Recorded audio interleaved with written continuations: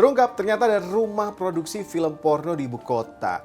Produksi yang dihasilkan ini ada ratusan judul film porno. Nah, yang jadi sorotan bukan hanya siapa saja yang terlibat, tapi ternyata rumah produksi itu sebelumnya menghasilkan film-film bergenre horor, kemudian juga komedi, tapi nggak laku sampai akhirnya memproduksi film porno. Kita diskusi.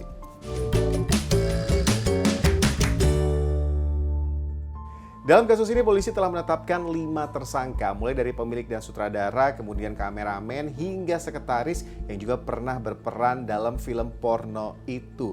Tapi sebenarnya yang terlibat lebih dari itu. Bayangkan, sedikit ada 120 film porno yang diproduksi. Lalu kalau dalam kasus seperti ini, siapa saja nantinya yang berpotensi terjerat dalam kasus hukum?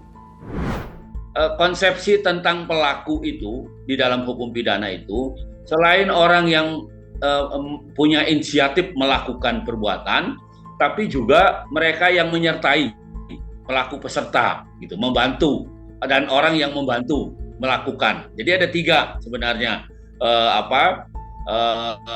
Definisi pelaku itu ada 3. Pelaku langsung perbuatan, peserta atau orang-orang yang menyertai, ya apakah menyertainya karena hubungan kerja atau apa, tapi menyertai, dan orang yang membantu, ya artinya kejahatan itu selesai karena bantuannya. Umpamanya ada ahli internet atau ada ahli siber yang memang membantu penyebarannya umpamanya. Nah itu juga kena. Nah jadi tiga kualifikasi itu, pelaku langsung, peserta, dan pembantu itu kena semua.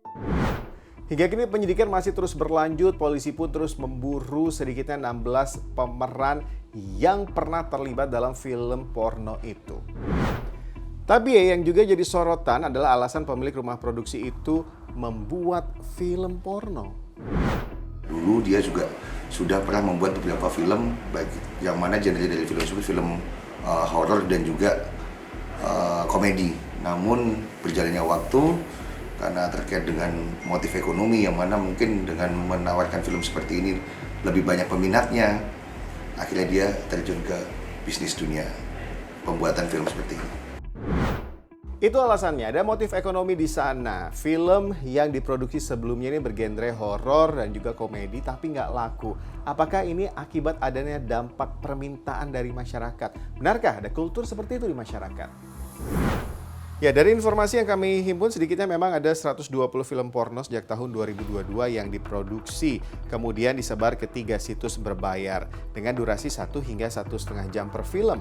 Terungkap juga sebanyak 10.000 orang sudah berlangganan dengan biaya langganan dari Rp50.000 hingga Rp500.000 per akun. Manusia itu secara instingtif dia masih tetap punya sifat primitif, ya. Di mana sifat primitif itu dekat dengan kehewanan, ya. Salah satunya adalah seksualitas, begitu. Nah, seksualitas ini kan kalau hewan dia bisa dilakukan aktivitas seksual ini kapanpun dan dimanapun karena memang tidak ada norma di dalam dunia hewan, begitu. Nah, manusia di sisi lain itu punya norma, ya.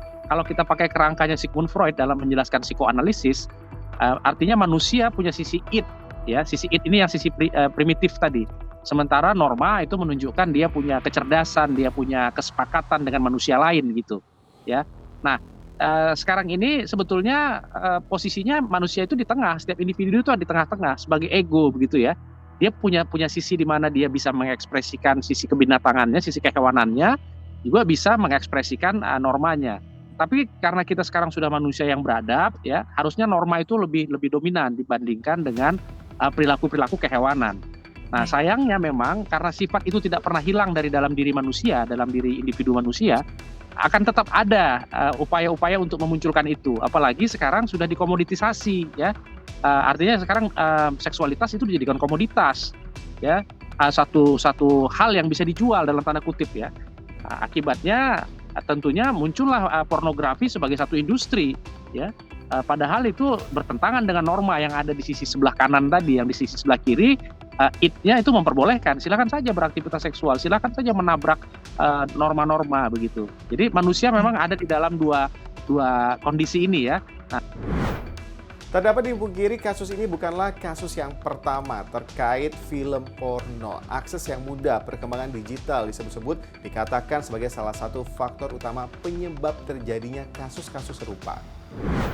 Menurut saya sih setuju, karena kan kalau untuk akses banyak yang di-share atau apa, orang kan pasti bakal lebih gampang kan untuk ngebukanya video itu. Tapi kalau misalnya itu akses diblokir dari Kominfo-nya, itu pasti kan bakal sulit. Orang misalnya kayak saya share video lewat by WA atau apa, terus diblokir, nggak akan bisa dong. Jadi kan makin sulit orang ngejangkaunya. Tapi kalau masih belum keblokir ya makin banyak orang yang lihat. Lebih memperhatikan lagi situs-situs link yang kurang bagus. Soalnya anak-anak zaman sekarang lebih sering memegang handphone. Anak-anak di bawah umur lebih tepatnya. Ini bukan pertama kali kasus film porno yang terjadi. Penindakan memang menjadi hal utama, tapi pencegahan juga menjadi sangat penting dan harus dilakukan oleh pemerintah, penegak hukum, dan juga masyarakat sendiri.